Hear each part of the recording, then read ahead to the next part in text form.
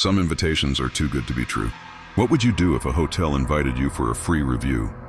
But after just one bite, you realize the food wasn't normal and your life was in danger. This isn't just a story. It's a nightmare with an open kitchen. Ali was a rising food vlogger, honest, humble, and loved by his followers. He explored small restaurants, home kitchens, and hidden food stalls, bringing attention to the overlooked corners of flavor. One evening, while checking his emails, he found something strange. It read, "Dear Ali, we've seen your videos. We'd love for you to review our hidden hotel in the hills. No one has ever filmed here before. We hope you'll be the first." The Willow Hotel team. Ali had never heard of the Willow Hotel. There were no search results, no photos, and no reviews. The mystery made it irresistible.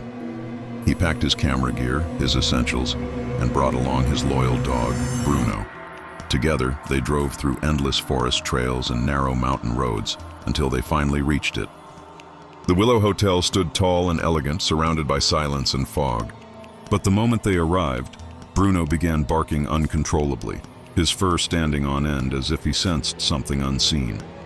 Ali tried to calm him down. "Easy, boy. It's just a new place," he whispered. Inside, the hotel looked strangely beautiful. Antique furniture, candlelight, and soft music echoing faintly from somewhere deep within. Yet there were no guests, no reception desk, no sign of staff, just silence. 10 minutes later, footsteps echoed behind him. A man in a black suit and a woman in a crimson dress appeared, both smiling far too perfectly. "Welcome, Ali," the man said warmly.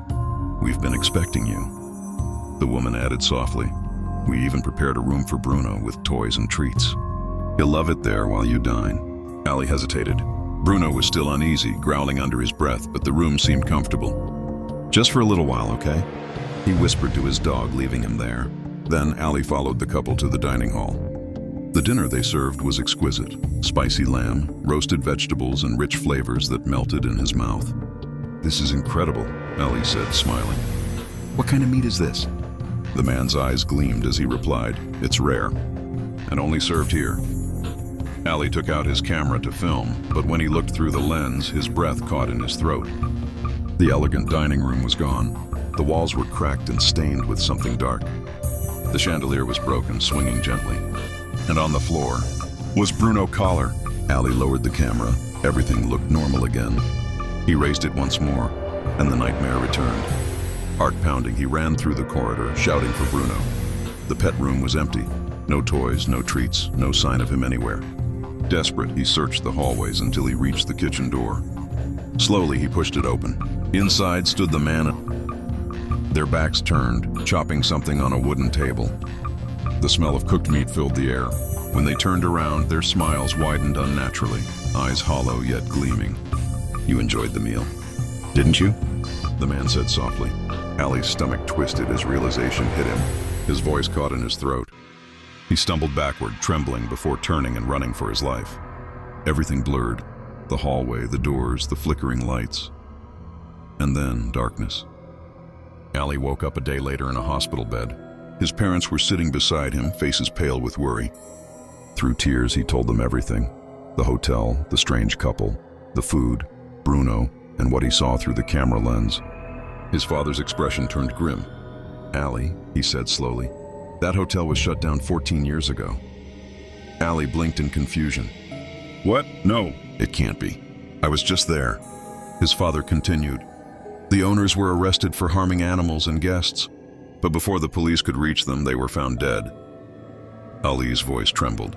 "But they invited me. They served me dinner." His father shook his head. "No, son, they've been gone a long time." When Ali's camera was recovered, the footage was corrupted, except for one still frame, a dining table with 2 empty plates, and a faint shadow smiling behind him. The video was never uploaded. The hotel still stands somewhere deep in the hills, silent and waiting. In the email, no one ever discovered who sent it. Some stories should never be told, and some meals should never be tasted. You're still here listening. Most people don't make it to the end, but you did. Maybe you're different, or maybe you just like the taste of fear. So subscribe, and stay hungry, because this was only one course. The next story is already being served.